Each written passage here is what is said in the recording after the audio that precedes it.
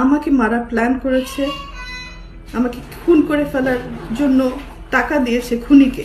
চিত্রনায়িকা পপি ঢালিউডের অনিন্দ্য সুন্দরীর পুরো নাম সাদিকা পারভিন পপি। এক সময়ের তুমুল জনপ্রিয় ও জাতীয় চলচ্চিত্র পুরস্কার প্রাপ্ত অভিনেত্রী দীর্ঘদিন ধরে রয়েছেন পর্দার আড়ালে। তবে হঠাৎ করে নিজেকে প্রকাশ্যে আনলেন তিনি।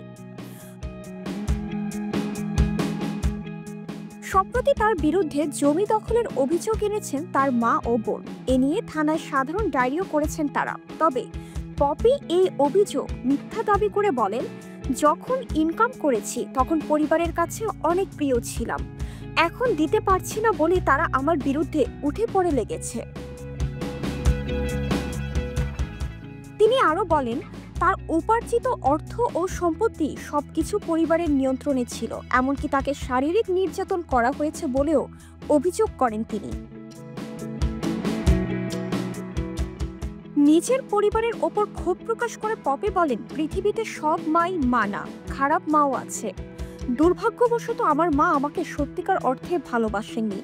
আমি শুধু তাদের জন্য টাকা ছাপানোর মেশিন ছিলাম, কিন্তু সন্তানের মতো ভালোবাসা কখনো পাইনি।